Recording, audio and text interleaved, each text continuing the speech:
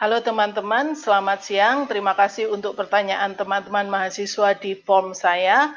Ini adalah pertanyaan tentang pertanyaan umum Project Base UAS. Pertanyaan yang pertama, saya mau tanya perbedaan tentang luaran. Luaran itu apa ya Bu? Contohnya Jurnal Pendidikan Sains dan Jurnal Inovasi Pendidikan Kimia. Ya, untuk luaran perbedaannya terletak pada link jurnal itu perbedaannya. Jadi teman-teman perlu pergi ke jurnal itu apa spesifiknya yang membedakan artikel ilmiah yang dimuat di Jurnal Pendidikan Sains versus Jurnal Inovasi Pendidikan Kimia. Jadi buka linknya, oke? Kemudian pertanyaan yang kedua, ini saya highlight karena sudah selesai. Pertanyaan kedua, bagaimana bentuk konsultasi ke Ibu ya? Apakah perseorangan atau menyediakan waktu seperti di kelas, kemudian dipersilakan yang bertanya, kemudian pertanyaan berikutnya, apabila ada anak memilih luaran yang sama, apakah bisa? Oke, konsultasi nanti akan ada di general classroom untuk kimia dasar, tetapi juga saya sediakan waktu personal.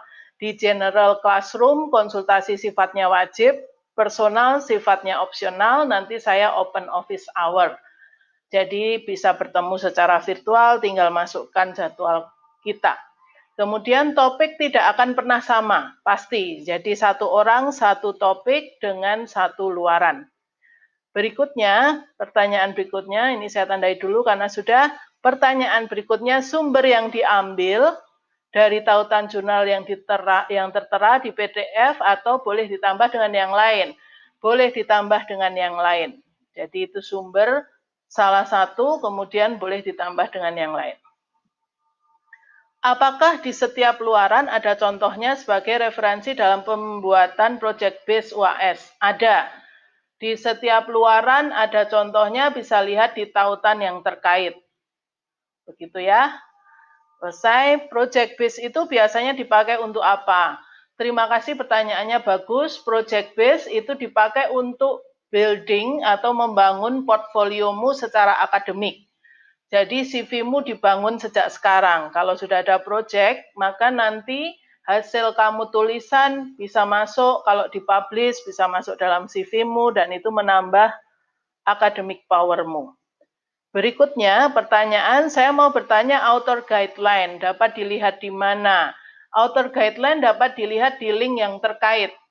Oke, kemudian yang kedua, apakah proyek yang kita buat akan dipublish ke jurnal? Publish atau tidak publish tergantung hasilnya nanti di akhir UAS.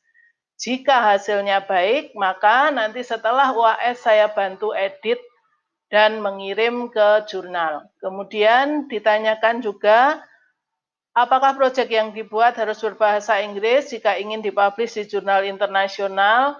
Saat ini bahasanya tergantung padamu. Bahasa Indonesia boleh, bahasa Inggris boleh.